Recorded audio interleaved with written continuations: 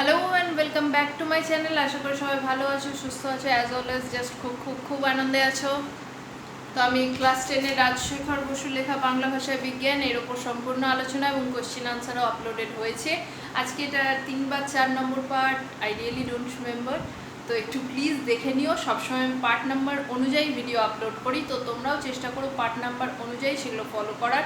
তাহলে কি হবে, তোমাদের সেটাতে সুবিধা হবে। ওই জন্য আমি পার্ট নাম্বার অনুযায়ী দিই। আজকের ভিডিওটা যারা প্রথম দেখছো তার আগেরগুলো দেখে এসে আজকেরটা দেখো। সিরিয়ালি দেখলে তোমাদেরও বুঝতে সুবিধা হবে। তো চলো শুরু করা যায়। বড় প্রশ্ন লেখাচ্ছিলাম, সেটাই কন্টিনিউ হবে এবং এরপরে আরও একটা ভিডিও এর ওপর আপলোড হবে, একটা দুটো যাই হোক হবে, মানে আজকে লাস্ট ভিডিও না। তো চলো শুরু করো। প্রথম প্রশ্ন আজকে লেখো, তাদের মোটামুটি 2 শ্রেণীতে ভাগ করা যেতে পারে। কাদের কথা বলা হয়েছে? 2 শ্রেণীর পরিচয় দাও। আনসার লেখো। বাংলা ভাষায় বিজ্ঞান প্রবন্ধের আলোচ্য অংশে প্রাবন্ধিক রাজশেখর বসু বাংলা ভাষায় বিজ্ঞান বিষয়ক প্রবন্ধের পাঠকদের কথা বলেছেন। প্রাবন্ধিক বাংলা ভাষার বিজ্ঞান বিষয়ক প্রবন্ধের পাঠকদের 2টি শ্রেণীতে ভাগ করেছেন। এর মধ্যে প্রথমটি হলো যারা ইংরেজি জানে না বা অতি অল্প জানে। দ্বিতীয়টি হলো যারা ইংরেজি জানে এবং ইংরেজি ভাষায় কিছু বিজ্ঞান বিষয়ক লেখা পড়েছে। প্যারা চেঞ্জ করো। প্রথম শ্রেণীর পাঠকদের বিজ্ঞানের সঙ্গে পূর্ব পরিচয় নেই। কিছু সাধারণ ইংরেজি পারিভাষিক শব্দ তাদের জানা থাকতে পারে, কিংবা কিছু মোটা দাগের বৈজ্ঞানিক তথ্যও তাদের অভিজ্ঞতায় থাকতে পারে, কিন্তু কোনো সুশৃঙ্খল আধুনিক বৈজ্ঞানিক তথ্যই তাদের জানা থাকে না। প্রথম শ্রেণীর পাঠকের ক্ষেত্রে সুবিধা হলো বিষয়টি বুঝতে পারলেই তারা বাংলায় বিজ্ঞান শিক্ষা করে নিতে পারে, ভাষা সেখানে বাধা হয় না। প্যারা চেঞ্জ। কিন্তু সমস্যা হয় যাদের ইংরেজি শিক্ষা হয়েছে তাদের নিয়ে। এই শ্রেণীর পাঠকদের বাংলায় বিজ্ঞান শিখতে গেলে তাদের ইংরেজিতে বিজ্ঞান পড়ার ও বোঝার অভ্যাস ত্যাগ করতে হয়। ইংরেজির প্রতি যে অনুগত্য তাও ত্যাগ করতে হয়। এই কারণে তাদের পাঠ বা শিক্ষা কষ্টকর হয়ে ওঠে। নেক্সট প্রশ্ন লেখো। সবসময় আমি বলি যে প্রশ্নগুলো যেগুলো আমি বলি প্লিজ তোমরা লিখে নিয়ে নিজেদের লেখা দেখে মুখস্থ করো, এটা বেশি হেল্পফুল হয়।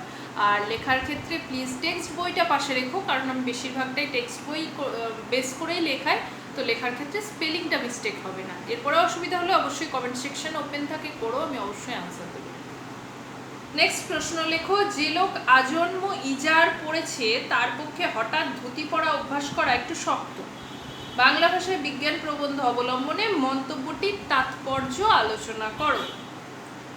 আনসার লেখো। প্রাবন্ধিক রাজশেখর বসু তার বাংলা ভাষায় বিজ্ঞান প্রবন্ধে বাংলায় বিজ্ঞান বিষয়ক রচনার অন্যতম পাঠক মনে করেছেন ইংরেজি জানা এবং ইংরেজি ভাষায় বিজ্ঞান পড়তে অভ্যস্ত মানুষদের। তাদের বাংলা ভাষায় বিজ্ঞান চর্চার ক্ষেত্রে সমস্যার কথা উল্লেখ করতে গিয়ে আলোচ্য মন্তব্যটি করেছেন।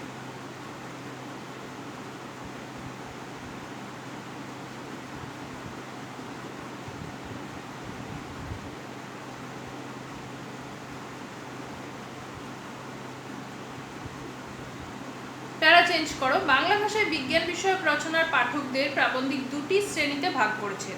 সেই 2টি শ্রেণীর মধ্যে প্রথম শ্রেণীর পাঠকরা ইংরেজি ভাষায় দক্ষ নন এবং বিজ্ঞানের সঙ্গেও তাদের যোগাযোগ অতি সামান্য। কয়েকটি পারিভাষিক শব্দ অথবা বৈজ্ঞানিক ঘটনা সম্পর্কে সাধারণ জ্ঞান ছাড়া তাদের আর কিছুই জানা নেই।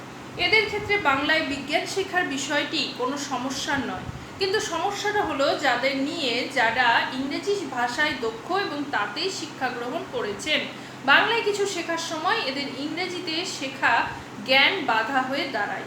এই পূর্ব সংস্কার দমন করে তাদের বৈজ্ঞানিক প্রবন্ধের পাঠ নিতে হয়, যা তাদের পক্ষে শ্রম ও সমস্যার বিষয়।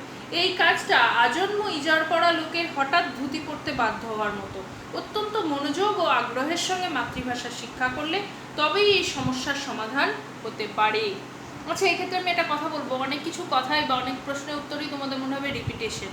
তো প্রথমটুকু শুনেই প্লিজ ওটা রিপিটেশন ভেবে স্কিপ করে যেও না, এটা তোমাদের অসুবিধা হবে। এটা কিন্তু নর্মাল ভিডিও না, এডুকেশনাল ভিডিও, পড়াশোনার নোট লেখানো। তো যেগুলো এক না, আমি অথবা অথবা দিয়ে প্রশ্ন বলে একসাথে উত্তর লিখিয়ে দেবো, কিন্তু যেটা লেখাচ্ছি না তার মানে সেটাতে আলাদা আছে বলেই আমি এক্সট্রা করাচ্ছি। তো প্লিজ মন দিয়ে শোনো, হ্যাঁ, নাহলে তোমাদেরই অসুবিধা হবে। তখন এক প্রশ্ন হবে, অর্ধেকটা শুনে ভাববে যে এটা তো ওটাই, দিয়ে উল্টো একটা লিখে চলে আসবে, ভুল হবে, পুরো মার্কসটা কাটা যাবে। এটা করো না, পুরোটা মন দিয়ে শোনো, ঠিক আছে?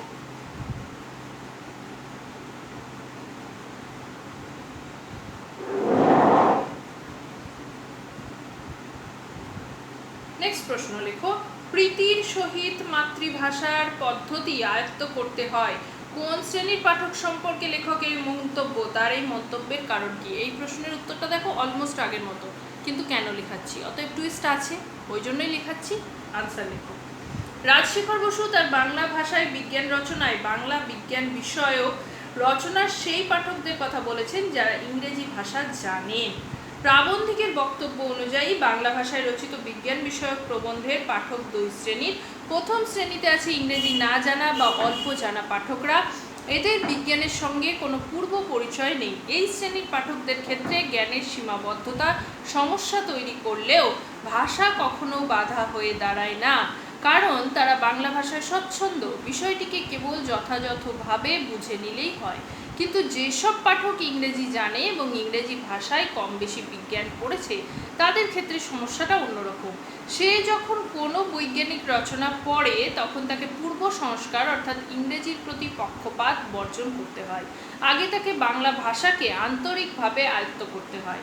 প্রাবন্ধিক উদাহরণ দিয়ে দেখিয়েছেন যে ব্রহ্মমোহন মল্লিকের যে বাংলা জ্যামিতি ছেলেবেলায় তার বুঝতে অসুবিধা হয়নি, সেটিই যারা ইংরেজিতে জিওমেট্রি পড়েছে তাদের কাছে বোধগম্য হয় না। এই ভাষাগত সীমাবদ্ধতাকে অতিক্রম করে যাওয়াই সব থেকে কঠিন কাজ।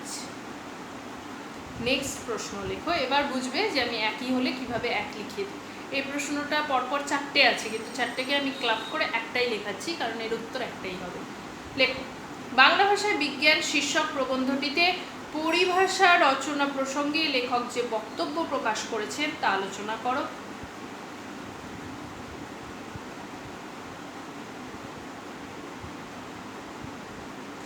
অথবা বাংলা ভাষায় বিজ্ঞান প্রবন্ধের পরিভাষা সমস্যা বিষয়ে লেখক যে আলোচনা করেছেন তার সংক্ষেপে লেখো।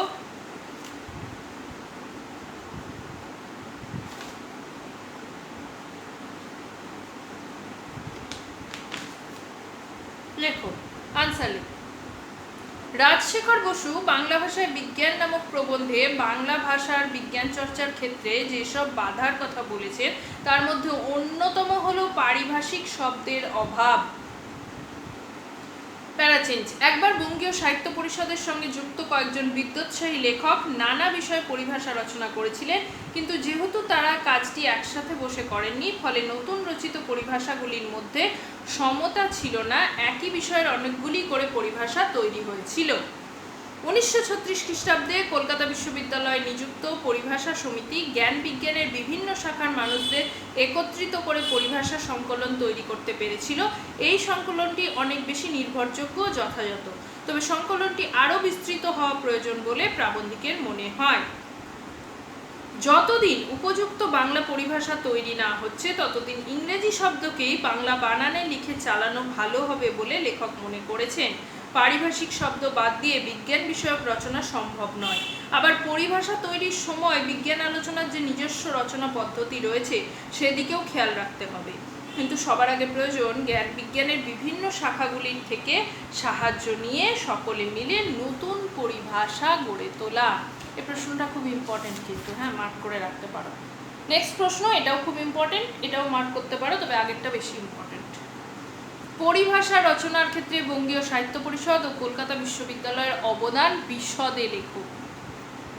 আনসার। বাংলা ভাষায় বিজ্ঞান প্রবন্ধে প্রাবন্ধিক রাজশেখর বসু বাংলা ভাষায় বিজ্ঞান রচনার ক্ষেত্রে একটি বড় সমস্যাকে দেখিয়েছেন পারিভাষিক শব্দের ঘাটতি। যথাযথ পরিভাষা না থাকায় বাংলা ভাষায় লেখা বিজ্ঞানের প্রবন্ধ সাধারণ মানুষের বুঝতে অসুবিধা হয়। এই সমস্যা সমাধানের জন্য বঙ্গীয় সাহিত্য পরিষদের সঙ্গে যুক্ত কয়েকজন লেখক নানা বিষয়ের পরিভাষা রচনা করতে উদ্যোগী হন। পরিভাষা রচনা একজনের কাজ নয়, সকলে মিলে না করলে এই কাজে নানা ত্রুটি দেখা দেয়। বঙ্গীয় সাহিত্য পরিষদের উদ্যোগের এটিই ছিল অন্যতম ভুল। তার ফলে সংকলিত পরিভাষার মধ্যে সামঞ্জস্য রক্ষা করা হয়নি, একই ইংরেজি শব্দের বিভিন্ন বাংলা প্রতিশব্দ রচিত হয়েছে। প্যারাচেঞ্জ। এরপর 1936 খ্রিস্টাব্দে কলকাতা বিশ্ববিদ্যালয় যে পরিভাষা সমিতি গঠন করেছিল তাতে বিভিন্ন বৈজ্ঞানিক, ভাষাতত্ত্বজ্ঞ, সংস্কৃতের অধ্যাপক এবং কয়েকজন লেখক একসঙ্গে কাজ করেছিলেন। এর ফলে কলকাতা বিশ্ববিদ্যালয়ের প্রচেষ্টা বঙ্গীয় সাহিত্য পরিষদের চেয়ে অনেক বেশি সফল হয়েছিল। কিন্তু কলকাতা বিশ্ববিদ্যালয়ের সংকলন খুব বড় নয়, আরও শব্দ বা পরিভাষার অন্তর্ভুক্ত করার প্রয়োজন ছিল। তবে প্রয়োজন মতো বাংলা পরিভাষা পাওয়া না গেলেও বৈজ্ঞানিক রচনা লেখা যেতে পারে, সেক্ষেত্রে ইংরেজি শব্দই বাংলা বানানে লেখা ভালো। বিশ্ববিদ্যালয় নিযুক্ত সমিতি অনেক ইংরেজি শব্দের ব্যবহারই বজায় রেখেছে, যেমন অক্সিজেন, প্যারাডাইক্লোরোবেনজিন, ফার্ন, আর্থ্রোপোডা ইনসেক্টা ইত্যাদি। প্লিজ বইটা পাশে রেখো, বই দেখে লিখো, সমস্তটা বই থেকে লেখালাম।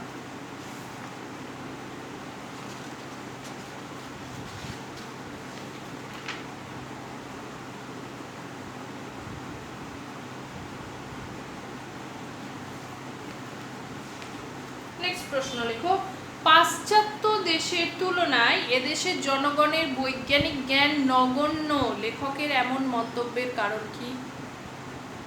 আনসার।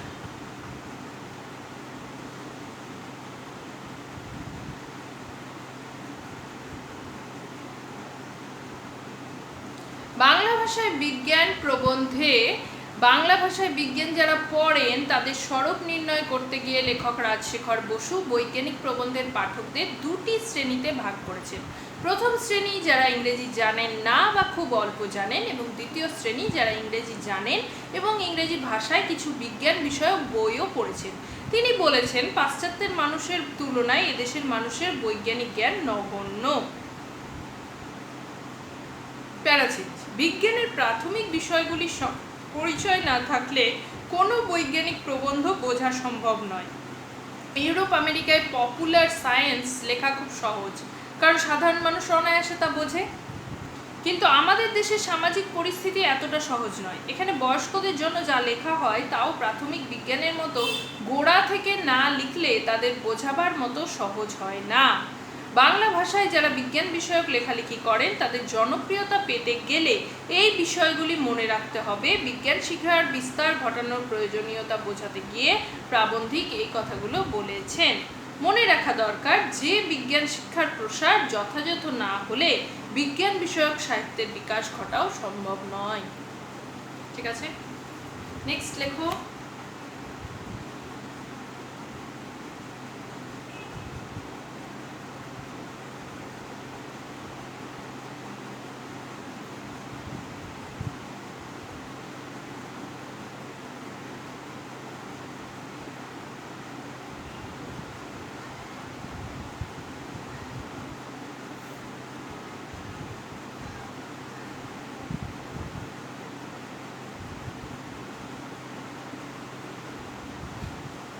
বৈজ্ঞানিক সন্দর্ভ কি? বাংলা ভাষায় বৈজ্ঞানিক সন্দর্ভ লেখার জন্য কিরূপ রচনা পদ্ধতি আবশ্যিক বলেছেন লেখক? আনসার।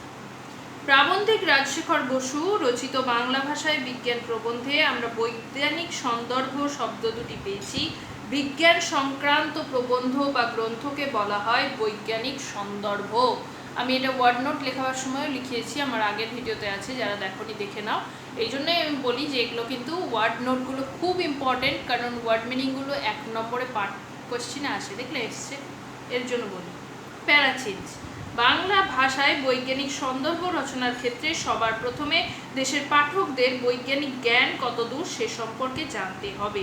আমাদের দেশের বেশিরভাগ মানুষই ইংরেজি ভাষা এবং বিজ্ঞান সম্পর্কে অজ্ঞ, তাই প্রবন্ধ লেখার ভাষা যাতে ইংরেজির আক্ষরিক অনুবাদ না হয় সেই খেয়াল রাখতে হবে। বাংলায় বিভিন্ন অর্থের জন্য আলাদা আলাদা শব্দ প্রয়োগ করে লেখাকে জনসাধারণের কাছে সহজ করে তুলতে হবে। প্রয়োজনে বাংলা শব্দের বদলে ইংরেজি শব্দ ব্যবহার করা উচিত। লেখার সময় লেখক যদি ইংরেজিতে ভেবে তা বাংলায় হুবহু অনুবাদের চেষ্টা করেন তবে তা হবে বাংলা ভাষার প্রকৃতি বিরুদ্ধ। তাই বাংলা ভাষার প্রকৃতি বজায় রেখে বাক্য তৈরি করতে হবে। প্রাবন্ধিক বলেছেন বৈজ্ঞানিক সন্দর্ভ রচনার ক্ষেত্রে লেখকদের লেখা হবে অলংকার বর্জিত, স্পষ্ট এবং সরল। বৈজ্ঞানিক প্রবন্ধ রচনা করার সময় সঠিক বৈজ্ঞানিক তথ্য পরিবেশন করতে হবে। লেখার ভাষা হবে ঝরঝরে, অর্থ হবে সহজ। বৈজ্ঞানিক সন্দর্ভ রচনার সময় পাঠকদের মানসিকতা, জ্ঞান এবং বিজ্ঞান সম্পর্কে লেখকের স্পষ্ট ধারণা থাকতে হবে।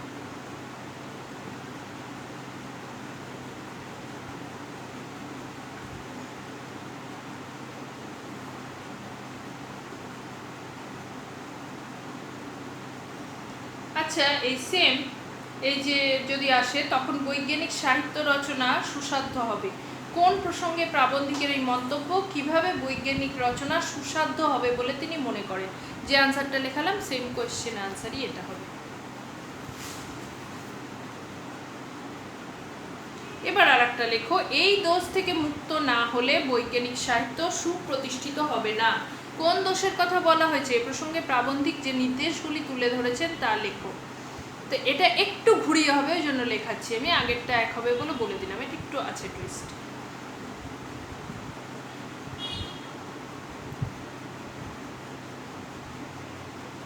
বিজ্ঞান আলোচনার সঠিক আনসার। বিজ্ঞান আলোচনার সঠিক রচনা পদ্ধতি আয়ত্ত না করতে পারার জন্য রচনার ভাষা অনেক ক্ষেত্রেই কঠিন এবং ইংরেজির আক্ষরিক অনুবাদ হয়ে পড়ে বলে মনে করেছেন প্রাবন্ধিক রাজশেখর বসু তার বাংলা ভাষায় বিজ্ঞান প্রবন্ধে।